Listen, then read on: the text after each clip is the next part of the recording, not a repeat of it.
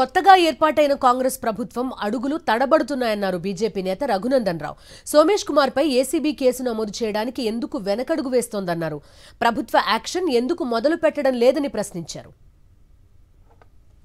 అడుగులు ఇంకా తడబడుతున్నట్టే కనబడతా ఉన్నాయి. రోజుకొక వార్త లీకుల రూపం లోపల ఎక్కడో ఒక చోట ఒక మంత్రి మాట్లాడుతూ ఉన్నాడు. అప్రాపరేట్గా యాక్షన్ అంటూ ఏదైనా మొదలైందా అంటే ఇంకా ఆట మొదలు పెడుతున్నాం, రేపు మొదలు పెడుతున్నాం, ఎల్లుండి మొదలు పెడుతున్నాం అని చెప్తా ఉన్నారు తప్ప ఎక్కడ కూడా ప్రాపర్గా యాక్షన్ మొదలైనట్టు కనబడతలేదు. అది సోమేష్ కుమార్ గారు చీఫ్ సెక్రటరీగా పనిచేసినటువంటి సోమేష్ కుమార్ గారి శ్రీమతి పేరు మీద రిజిస్టర్ అయిన 25 ఎకరాల భూమి విషయంలో ఆయనే చీఫ్ సెక్రటరీ. ధరణి అనే పదాన్ని తీసుకొచ్చిందే ఆయన. అసలు తెలంగాణలో మొత్తం రెవెన్యూ సిస్టాన్ని మొత్తాన్ని మారుస్తామని చెప్పిన ఆయన శ్రీమతి పేరు మీదకి 25 ఎకరాలు వచ్చింది అని తెలిసింది.